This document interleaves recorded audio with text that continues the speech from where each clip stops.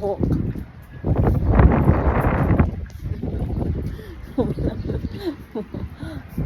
Tuyo ka agad ang buhok. Kita nyo naman.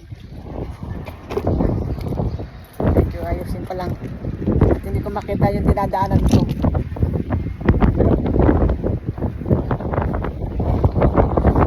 Hindi pwede kasing pusod ang kasama. Dito lang. Diba? Dito.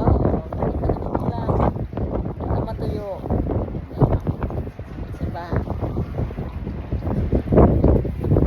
Sukla-sukla yung diba? Para ka rin sa taakap ng electric fan.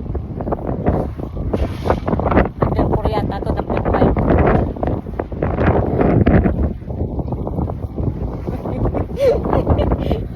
Yan ang isang tipid tips. Okay, tipid tips yan ha.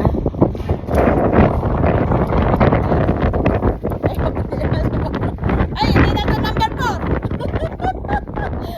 Naku. Teka, hindi na ito number 4. Number 5 na to. Grabe lang kayo sa akin. Tuyo ka agad, wala pang 2 minuto. Tipid na tipid sa kuryente. Yan ang number 1 tips dito sa New Zealand. Bago hindi ko kalumabas ka ng bahay. Ha? O, parang dahil ko mag-electric fan. Ayun. O, tuyo ka agad. Pagpasok sa loob ng warehouse, pwede na ako magpusod. Diba?